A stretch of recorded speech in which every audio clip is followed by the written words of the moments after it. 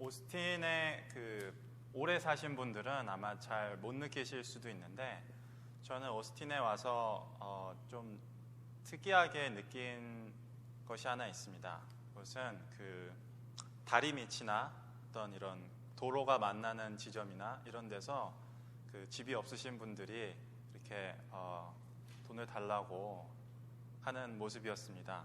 어디 한 군데 모여 있는 게 아니라 이렇게 각 도로마다 좋은 위치마다 이렇게 자리를 잡고 계시는데, 그것이 이렇게 사이좋게 그렇게 된 것인지 아니면 각자 자기의 어떤 이런 것을 이렇게 배타적으로 지키는 것인지는 잘 모르겠습니다만, 어쨌든 유난히 다른 도시들에서 봤던 거랑 조금 다르게 그렇게 이렇게 잘 퍼져 있는 모습을 보게 됩니다. 그래서 오스틴이 사실 텍사스가 너무 덥기 때문에 그런 분들이 이렇게 사시기에 좋은 데는 아닐 것 같은데도 오스틴에 그런 분들이 많이 보이는 게 참 저한테는 다르게 느껴졌습니다. 저는 그런 집이 없으신 분들에 대한 기억이 대학교 1학년 때 미국에 처음 방문했을 때로 거슬러 올라갑니다. 그때 저는 이제 대학교 입학하자마자 한 학기 마치고 동부의 워싱턴 DC 근처에 사시는 제 친척분 집에 한 달 동안 방문을 했었는데요. 그날은 제가 혼자서 나가서 좀 돌아다녀 보겠다 하고선 나간 날이었습니다. 근데 그 동네가 사람들이 많이 버스를 타고 다니는 데도 아니고 그렇기 때문에 버스가 뭐 1시간에 한 대 아니면은 뭐 많이 다녀봐야 30분에 한 대 이런 데였습니다. 그래서 버스 정류장에서 버스를 기다리고 있는데 주변에 사람이 없었어요. 사람들이 다 자가용 타고 다니는 동네니까. 근데 저쪽에서 이렇게 저보다 키가 훨씬 큰 어떤 분이 이렇게 저보다 이렇게 등치도 크고 키도 크고 이런 분이 약간 이렇게 왼쪽 오른쪽으로 이렇게 하시면서 저 있는 쪽으로 걸어 오시는 거였습니다. 그리고선 저한테 동전 좀 있냐 이렇게 물어보시더군요. 그때 저는 동전이 굉장히 많았습니다. 왜냐하면 동전이 구분이 안 돼서 지폐를 내고 항상 동전을 받고, 다시 동전을 낼 땐 동전을 너무 시간이 오래 걸려서 항상 지폐로 내고 또 동전을 받다 보니까 제 주머니에 동전이 한 이만큼 있었거든요. 그래서 사실 꽤 많은 돈이 있었습니다. 주머니가 무거워질 정도로 많은 동전이 있었는데 그분한테 아마 뭐 거의 다 드렸나 그랬던 것 같아요. 꽤 많은 돈이었을 겁니다. 네. 쿼터도 꽤 많았거든요. 지금 생각해보면. 그분이 고마워하면서 저한테 한번 이렇게 안아보자, Give me a hug 이렇게 얘기했던 것 같아요. 근데 저는 이 사람이 혹시 나를 뭔가 안을 때 뭔가 칼을 꺼내서 나를 찌르는 건 아닌가 하는 망상과 그리고 제 옷이 그날따라 하얀색이었고 그분의 그것이 그런 남루한 옷차림과 그분이 또 흑인이셨기 때문에 그런 게 너무 대비돼서 그랬는지 이건 헉은 됐다고 이렇게 얘기를 했었습니다. 그분은 잠깐 저를 이렇게 보시더니 계속해서 이렇게 좌우로 이렇게 하시면서 계속 걸어가셨던 기억이 있습니다.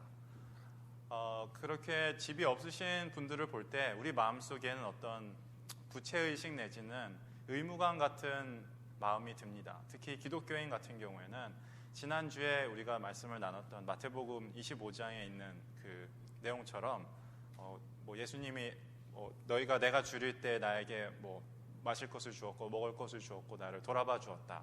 뭐 이 지극히 작은 사람 한 명에게 물을 준 게 나에게 준 것이다. 뭐 그런 말씀이 우리 마음속에 어려서부터 여기 계신 분들은 많이 들어보신 거기 때문에 이거 뭔가 해줘야 될 것 같은 그런 마음이 한편으로는 있지만, 다른 한편으로는 이렇게 얼마 안 되는 돈을 드릴 때 그런 것이 오히려 그것으로 편해지는 것은 오히려 나의 마음이 아닌가, 내 마음이 편해지는 그 상태를 이 얼마 안 되는 돈으로 사는 것은 아닌가, 이런 느낌이 들 때도 있습니다. 저 같은 경우에는 이런 것과 관련해서 저한테 큰 어떤 새로운 깨달음과 그런 가르침을 준 경험이 있었는데, 제가 뉴저지에서 신학교를 다닐 때 2학기 동안 어떤 기독교 기관에 가서 인턴을 했습니다. 목회학 실습을 그 기관에 가서 한 거였는데, 교회가 아니라 알코올과 약물 중독을 경험하시는 분들이 재활할 수 있는 기독교 기관이었어요. 100년도 넘은 아주 오래된 역사 전통을 자랑하는 기관이었는데, 그 기관은 이렇게 뭐 숲 키친처럼 음식을 나눠주는 사역도 있고 여러 가지 사업들이 있었지만, 그 중에서 가장 중요한 거는 약 11개월에 걸친 이 장기간 재활 프로그램이었습니다. 그래서 처음에 들어오시는 분들은 뭐 약물 검사 다 하고 그 디톡스 이렇게 그거를 거친 다음에 와서 여기 프로그램에 이제 들어오시게 되는데, 굉장히 엄격했어요. 매일 아침 그 채플이 있고 7시 반이었나 8시였나 매일 아침 채플이 있고 그거 다 출석 체크합니다. 그리고 한 단계에서 다음 단계 넘어갈 때 예를 들면 외워야 되는 성경 구절이 있어요. 그거 다 못 외우면 못 넘어가고, 거기에 있는 프로그램 뭐 이렇게 성경 공부도 있고 그 여러 가지 뭐 그런 거를 충실하게 이수해야만 하고, 주기적으로 약물 검사도 하고 그런 식으로 해서 이렇게 그걸 다 이수하면은 거기서 뭐 일을 구해서 나갈 수도 있고, 거기서 제공하는 그 다른 집이 있거든요, 몇 군데 밖에. 거긴데 생활하면서 생활비를 좀 모아서 독립할 수도 있고, 어쨌든 그런 기관이었습니다. 저는 거기서 청소도 하고 이렇게 주방에서 접시도 닦고 성경 공부 인도하고 그런 여러 가지 일들을 했었는데, 제 기억 속에 남아있는 분 중에 한 분은 필리핀에서 오신 분이었습니다. 그분은 필리핀에서 굉장히 그 좋은 국립대학에서 의학을 공부하셨어요. 그래서 근데 혼자 미국으로 와서 여러 가지 그 의료 관련된 일들을 하셨습니다. 그런데 그분 말씀으로는 이 비자 이런 문제로 가족이랑 떨어져 있는 시간이 너무 오래되다 보니까 약물에 손을 대게 된 것이죠. 근데 보통은 약물이나 알코올 중독을 하게 되면은 직장에서 잘리게 됩니다. 직장에 원래 있던 사람도 그게 뭐 드러나지 않겠습니까? 일을 해야 되는데 멍청한 상태로 있는다든지 이렇게 하다 보니까 직장에서 잘리고, 그러다 보면 자기 주변 사람들, 친구들, 가족들한테 돈을 있는 대로 끌어모아서 쓰다가 결국엔 그런 관계도 다 끊어지고 이렇게 점점 이렇게 나락으로 떨어져 가는 게 일반적인 그런 많은 패턴인데, 이분은 반대로 아주 비싼 약물을 하셨어요. 그래서 오히려 더 각성하게 만들어서 일을 더 많이 한 거죠. 외로움을 잊기 위해서. 여기 그 기관에 들어오기 전에 그 잡을 3개 갖고 있었다고 합니다. 잠을 거의 안 자고 그 약물의 힘에 의존해서 계속 일을 한 거죠. 그래서 그분이 저한테 하신 말씀이, 필리핀에는 정말 돈이 없는 사람들은 말 그대로 아무것도 없다는 거죠. 신발도 없고 뭐 옷도 제대로 없고, 그리고 그런 사람들은 어디 가서 제대로 일을 하고 싶어도 할 데가 없다는 거죠. 기회조차 없다는 것인데, 미국은 여기 사람들 보면 최저임금을 받는 그런 직장에서 일을 해도 일을 하기만 하면은 먹고 살 수 있고 자기가 쉴 곳을 얻을 수 있는데 왜 일을 안 하냐는 거죠. 그것도 안 하고 이런 식으로 이런 데나 전전하면서 여기서 프로그램이 있다가 쫓겨나면 저 쉘터 갔다가 저쪽 프로그램 갔다가 이런 식으로 사람들이 실제로 많이 그렇게 하거든요. 그리고 일을 하는 사람들 중에서도 특히 그 동네에서 이제 그 남미 쪽에서 오신 분들이 방 하나를 여러 명이 빌려서 이렇게 살면서 일을 하지만 다음 월급이 되기 전에 술이나 이런 걸로 다 유흥비로 쓰고서 돈이 떨어지면은 이 기관에 와서 밥을 먹는다는 거죠. 여기서 공짜로 밥을 주니까. 그런 말을 하면서 굉장히 그런 미국에 있는 집이 없으신 분들에 대해서 굉장히 어떤 전혀 동정의 그런 게 없는 식으로 말씀을 하셨습니다. 물론 이 필리핀 분의 말이 뭐 다 모든 분에게 적용될 수 있는 건 아니지만 한편으로는 좀 저로서는 이렇게 좀 납득이 되는 부분도 있었던 게, 특히나 그 동네는 제가 봤던 집이 없으신 분들 중에서 가장 그래도 괜찮아 보이는 분들이 있었어요. 다들 이렇게 이런 캐리어를 끌고 다니면서 자기 핸드폰도 있고 이렇게 보기에 그렇게 남루해 보이지 않아요. 듣기로는 자기 애들도 있고 애들도 학교를 보낸다고 하더라고요. 그 동네는 뭐 어쩌면 그 저희 학교가 있었던 그 동네 자체가 굉장히 잘 사는 동네였기 때문에 그 지역 자체가 뭐 괜찮아서 그런지는 모르겠지만, 제가 여기 오기 전에 있던 학교 근처에서도 어떤 만났던 다른 분은, 제가 그 학교 앞에 카트에서 이제 그 멕시칸 음식이었는지 타이 음식이었는지 그거를 먹으려고 이렇게 하고 있었는데, 어떤 분이 저한테 와서 배가 고프다, 좀 도와달라, 그렇게 해서 당신이 여기서 그 주문을 하면은 내가 그거를 돈을 내겠다, 그렇게 얘기를 했습니다. 이분이 이건 음식은 난 좀 잘 안 좋아한다, 나는 저기 있는 저 집 가서 먹고 싶다, 그렇게 말씀을 하시더라고요. 그래서 저는 이분은 그렇게 굉장히 배가 고픈 게 아니든지, 아니면은 이 돈을 가지고 뭔가 다른 일을 하려고 하는 것이 아닐까, 그런 생각이 들면서 거절했습니다. 그래서 이런 경험들을 겪으면서 정말로 제가 그런 못 사는 나라들, 인도나 뭐 그런 동남아시아나 그런 데서 보았던 정말 가난한, 길에서 태어나서 길에서 살고 정말 아무것도 없이 맨발로 다니는 그런 사람들과 미국에 있는 이런 분들은 좀 다른 것 같다는 그런 느낌을 계속 받았습니다. 하지만 그런 분들이라고 해서 뭐 다 우리가 비난할 수 있거나 그런 거는 아닌 것 같습니다. 그런 분들이 쉽게 그런 어떤 그 굴레에서 벗어나는 게 쉽지 않은 것 같습니다. 사실 그분들에게 정말 이런 뭐 anything helps 이런 거를 들고 계시지만, 우리가 몇 불을 쥐어주는 그런 것이 그들에게 정말 도움이 되는 것인가 생각해 보면, 저의 그런 짧은 경험으로는 정말 그들에게 필요한 것은 그들을 얽어매고 있는 이런 어떤 굴레에서 벗어나는 것이, 자유롭게 되는 것이 정말 중요한 것이 아닌가. 그리고 그것은 정말 한순간에 이렇게 일어날 수 있는 일이 아니라 오랜 기간에 거쳐서 계속 이어져야 하는 그런 것이 아닐까 생각이 듭니다. 그 기관에서도 11개월의 그런 것이 있지만 그것도 사실 충분히 길지는 않은 것 같습니다. 저 같은 경우에는 그 인턴을 하는 동안에 그 영화에서 아마 보신 적이 있으실 것 같은데, 약물 중독 그런 거 치료하시는 분들이 같이 모여서 얘기하는 거 있거든요. 이렇게 둥글게 모여가지고 자기 간증하는 것처럼, 그런 거 있잖아요. 그래서 그거를 AA 미팅이나 그 약물은 이제 나르코틱이라고 해서 NA 미팅이라고 하는데, 저는 그런데 매주 가서 참석을 했었습니다. 원래 저처럼 중독이 아닌 사람은 가면 안 되는데 인턴이라는 이름하에 그런 경험을 할 수 있었습니다.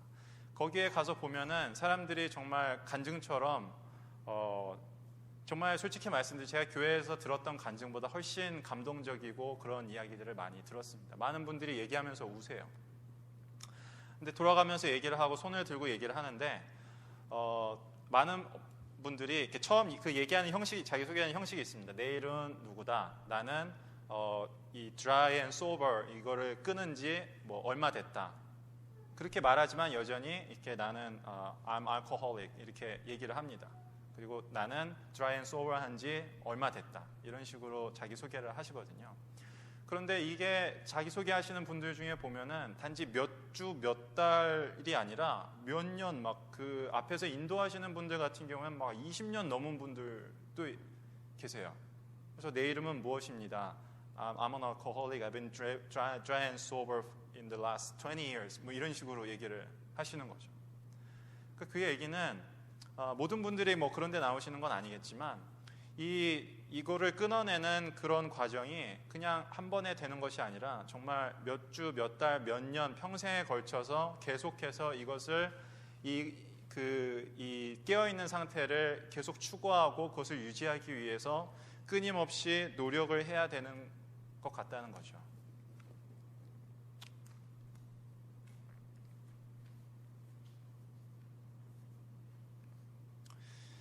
그래서 정말 자유롭게 되고 정말 그분들을 묶고 있는 곳에서 풀려나는 것은 정말 쉽지 않은 일 같습니다.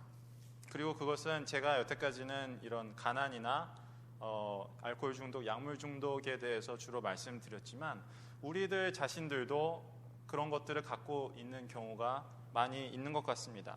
그런 것들 중에 일부는 우리가 의식하고 있는 것도 있고 의식하지 못하는 것도 있는 것 같습니다. 어떤 사람들에게는 그게 자신의 과거일 수도 있는 것 같습니다.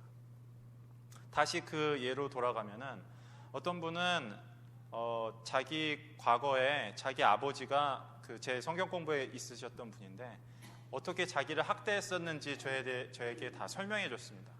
담담하게 말씀하셨지만 전 들으면서 정말 너무 듣는 것조차 막 무서울 정도였어요. 막 아버지가 자기를 나무에 묶어놓고 막 뜨거운 걸로 막 지졌다는 등 뭐 여러 가지 말씀하셨는데 정말 듣는 것조차 무서울 정도였습니다. 그러니까 이렇게 알코올 중독이나 약물 중독에 빠지시는 분들 중에 적지 않은 경우가 이미 그 부모 중에 한 명이 그런 동일한 약물 중독이나 알코올 중독을 가지고 있고 그거는 보통 또 가정폭력으로 이어지고 그렇기 때문에 이것이 단지 뭐 그런 것에 빠지는 분들이 다 자기 책임이 아니다라고 말하는 건 위험하지만 그 세대를 이어져서 내려오는 그런 굴레라는 것이 있는 것 같다는 것이죠. 그리고 그런 아버지를 과연 내가 사랑할 수 있는가, 가족으로 돌아갈 수 있는가, 이런 것들이 다 같이 얽혀있는 문제라는 것이죠.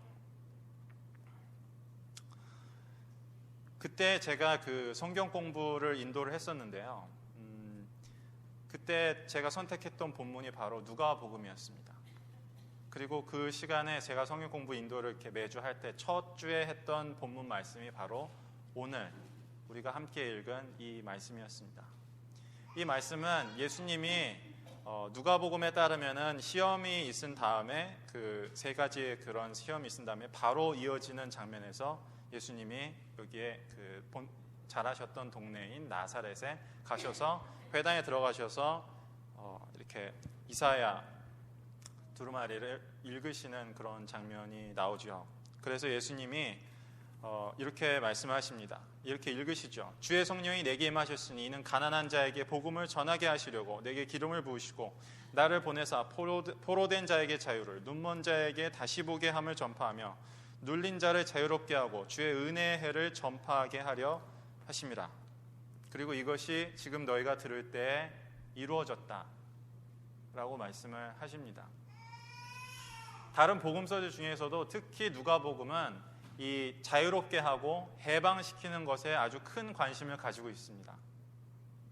그리고 그것은 단지 우리가 교회에서 뭔가 복음, 기쁜 소식, 해방 이렇게 하면은 뭐 죄로부터 놓여놨다 이렇게 많이 생각을 하는데 사실 그게 많이 와닿진 않습니다. 특히나 뭐 이렇게 아주 극적인 그런 과거에 악한 그런 게 있으시지 않으신 경우에는 더욱더 그럴 것 같습니다. 하지만 방금의 그런 예들에서도 그렇듯이 우리를 얽어매고 있는 것들은 많은 형태로 나타나고 있는 것 같습니다. 우리가 지난번에 보았던 탕자의 비유에서도 보면은 그런 것들이 있는 것 같습니다. 그 작은 아들은 아버지에게 정말 저질러서는 안 되는 그런 것을 저질렀고 그것이 가족을 깨어지게 하고 그 가족이 그 공동체에서 깨어지게 하고 그런 큰 잘못을 저질렀고 다시 돌아오지만 그것을 아버님의 그런 사랑으로 받아주게 되는 것이죠. 다른 한편으로는 그 일을 잘하던 큰아들은 편애를 겪었다고 불평을 했죠. 왜 작은 아들만 사랑하느냐. 이렇게 자기가 스스로 저지른 것이든 아니면 자기가 뭐 어떻게 할 수 없는 최소한 자기가 느끼기엔 아버지가 작은 아들을 더 사랑한다고 느끼는 그런 편애가 되었든 아니면 앞서의 알코올 중독, 약물 중독 그런 분들에 의해서 말씀드렸듯이 그런 가정 폭력이 됐든 아니면 가정 내에 아니면 다른 사람으로부터 받은 성폭력이 되었든 무엇이 되었든 여러 가지 형태로 우리를 매는 것들이 나타나는 것 같습니다. 정말 복음이 기쁜 소식이라면 그리고 우리를 자유케 하는 것이라면 매었던 사람들을 풀어주고 억눌려 있던 사람들을 자유롭게 하는 그런 복음이라면 우리를 얽어매고 있는 그런 모든 것들로부터 우리를 자유롭게 할 수 있는 말씀이어야 할 것입니다.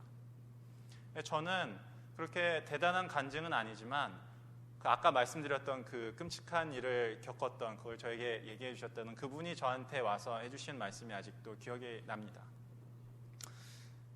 그분이 그 제 성역 공부가 이렇게 진행되고 있는데 하루는 저한테 와서 아까 전에 어떤 같은 그 건물에 있는 어떤 같은 프로그램에 있는 분이 자기한테 좀 나쁘게 했는데 자기가 평소 같았으면 좀 이렇게 과격하게 폭력적으로 반응을 했을 것 같은데 우리가 전에 같이 그 공부했던 성경 말씀을 기억하고 자기가 선하게 대해주고 용서했다, 이런 말씀을 저한테 하더라고요. 사실 이게 우리가 교회에서 어려서부터 들었던 어떤 엄청난 회심의 어떤 그런 경험이나 그런 것은 아니지만 그 말씀을 듣는 순간 저한테는 정말 큰 감동으로 다가왔습니다. 그 전에 들었던 그분의 그런 어두웠던 과거와 그런 힘든 그런 이력을 생각해 볼 때 이런 작은, 특히나 성인이 작은 변화라도 일으킨다는 것이, 행동의 작은 변화라도 일으킨다는 것이 얼마나 어려운지 우리는 다 알고 있지 않습니까? 그분이 그렇게 작은 변화이지만 그렇게 달라지셨다는 것이 저한테는 너무나 큰 감동이었습니다. 이런 긴 여정 속에서 계속해서 이 자유로 향한 발걸음을 가시고 계신 것이구나, 그렇게 생각이 됩니다. 아마도 우리 스스로도 우리만 가지고 있는 그런 여러 가지 어려운 상황들이나 그것이 과거의 것이 되었든 우리 계속 지속적인 우리의 습관이 되었든 무엇이 되었든 그런 것들이 있을 것 같습니다. 하지만 교회에서 매주 선포되는 이 성경 말씀이 정말 그냥 좋은 말씀이 아니라 정말 우리 삶을 변화시키고 우리를 새롭게 하고 우리를 자유롭게 하는 말씀이라는 것을 우리가 믿을 때, 그리고 그 말씀이 우리의 삶 속에서 우리를 변화시킬 때 정말로 그 말씀은 우리에게 기쁜 소식, 우리를 새롭게 하고 우리를 놓아주게 하는 그런 복음의 말씀이 될 것입니다.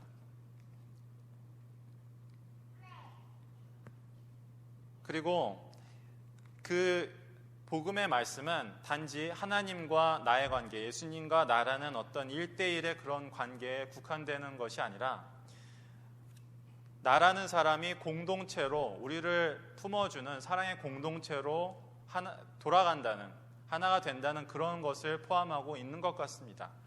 예전에 보았던 탕자의 비유에서도 과연 이 아들이 가족으로 다시 돌아올 수 있는가, 과거를 극복하고 계속해서 동네에서는 사람들이 뭐라고 할 것이지만 다시 한 가족으로 돌아올 수 있을 것인가, 공동체에 다시 돌아올 수 있을 것인가, 그리고 불평을 하고 있던 작은 아들을 자기 형제라고도 인정하지 않고 있던 큰 아들이 과연 돌아올 것인가, 아버지는 사랑으로 이것이 잘 한 가정이 될 것인가, 이런 문제가 있었던 것처럼 단지 해방이라는 것과 새로 노연하는 것이 1대1의 어떤 개인적인 문제가 아니라 공동체로 돌아오느냐 마느냐의 문제인 것 같습니다. 예수님이 문둥병자, 피부병이 있는 사람을 고치신다는 그런 것도 단지 그 사람 한 명의 그런 신체적인 것을 변화시킨다는 의미가 아니라 유대 율법에 따라서 그런 신체적인 그 피부병이 있는 사람은 공동체에서 분리되었습니다. 그렇기 때문에 그 사람을 고치신 다음에 예수님이 가서 제사장에게 내 몸을 보이고 예물을 드려라. 바로 그것이 이 사람이 사회로 돌아오는 그런 과정인 것이죠. 그래서 제사장이 그 율법에 따라서 이 사람이 이제 괜찮아졌나 보고서 이 사람이 이제는 다 나았다, 우리의 가족에, 자기 가족에, 우리 공동체로 돌아올 수 있다라는 결정을 하는 것이죠. 그렇기 때문에 예수님이 그 사람을 고쳐주었다라는 것은 단지 어떤 신체적인 어려움에서 노연하는 것이 아니라 그것과 관련돼서 그 사람을 옥매고 있던 그런 사회적인 제약들, 문화적인 편견들에서 벗어나는 것이기도 합니다. 그리고 그 사람이 공동체로 돌아오는 것이기도 하죠. 예수님이 제자들을 부를 때에도 예수님과 제자의 어떤 1대1의 관계도 중요하지만 그 제자들의 공동체로 사람들을 불러 모으신 것이죠. 그렇기 때문에 우리도 이렇게 지금까지도 이렇게 교회에서 사랑을 나누면서 지낼 수 있는 것이라고 믿습니다. 그래서 예수님이 오늘의 이 말씀을 전하시고 나서 예수님이 이 말씀이 이사야의 말씀을 말씀하신 다음에 오늘 이것이 너희 귀에 응하였다, 성취되었다라고 말씀하실 때는 그 자리에서 어떤 대단한 기적을 보이신 것이 아니었습니다. 오히려 그 반대였죠. 내가 여기 고향이기 때문에 아마도 너희들은 저게 누구네, 요셉네 아들 아니야? 이렇게 하면서 딴 동네에서 가버나움이나 다른 동네에서 했던 것처럼 뭔가를 좀 보여줘 봐라, 나한테 이렇게 말을 할 것이지만, 그 다음에 이렇게 말씀을 하시죠.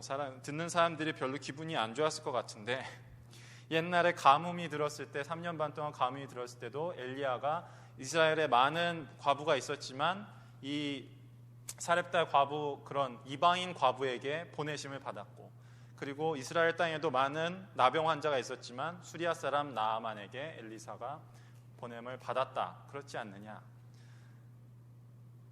그것을 듣는 고향 사람들은 기분이 안 좋았겠지만, 이 말씀을 그 자리에서 성경을 읽으신 다음에 그렇게 말씀하신 데에는 아마도 이것이 단지 예수님이 어떤 신체적인 질병을 고치느냐 마느냐, 어떤 우리가 눈으로 보기에 귀신을 쫓아내느냐 마느냐, 이런 것이 문제가 아니라 정말 우리를 얽어매고 있는 것에서 자유롭게 되느냐 마느냐, 단지 그런 놀라운 그런 병 고치는 기적을 행하는 사람이 아니라 우리의 구세주이신 예수님께서 전하신 그 복음은 진실로 우리를 자유케 하고 우리를 우리의 공동체로, 가족으로 다시 돌아오게 하고 새로운 우리 제자의 공동체에서 변화받고, 이 AA 미팅이나 NA 미팅에서 사람들이 서로 위로하면서 함께 자유의 길을, 자유를 추구하는 이 길을 함께 가는 것처럼, 이 교회에서도 복음을 중심으로 정말로 이 복음이 우리의 삶 속에서, 우리 개인의 삶 속에서, 우리의 공동체의 삶 속에서 실현될 수 있게 되는 것이죠. 아무리 내가 사형리에 그거를 받아들이고 예수님을 구주로 고백한다고 해도 우리를 옥매고 있던 그런 많은 것들이 한순간에 사라지는 것은 아닌 것 같습니다.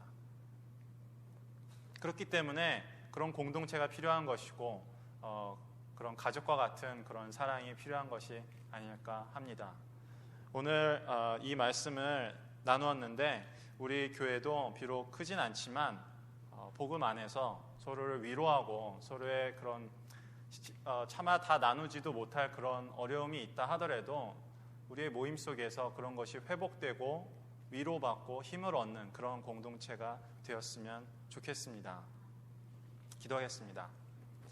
하나님 고맙습니다. 예수님께서 누가복음에서 예수님 사역의 목표로, 예수님 사역의 목적으로 이렇게 선포하셨습니다. 억눌린 자에게 자유를, 눈먼 자에게 빛을 주게 하여 정말 하나님의 은혜의 해를 선포하는 것이 예수님의 목적이라고 말씀하셨습니다. 단지 그것이 2000년 전에 어느 작은 회당에서 울려 퍼진 그런 목소리가 아니라, 그것이 지금도 우리의 삶 속에서, 우리 개개인의 삶 속에서, 또한 우리 공동체의 삶 속에서 이루어지고 있는, 능력을 행사하고 있는 그런 말씀임을 고백하길 원합니다. 그 말씀이 우리의 삶을 변화시키고 정말로 우리를 묶고 있는 것들로부터 우리를 자유롭게 하고 우리를 상처를 치유하며 우리를 새롭게 하는 그런 말씀이 되길 원합니다. 그렇게 믿게 하여 주시고 정말 이 공동체가 주님의 기쁜 소식 안에서, 사랑 안에서 함께 자유를 향해 나아가는 그런 공동체가 되도록 인도하여 주시옵소서. 예수님의 이름으로 감사하며 기도합니다.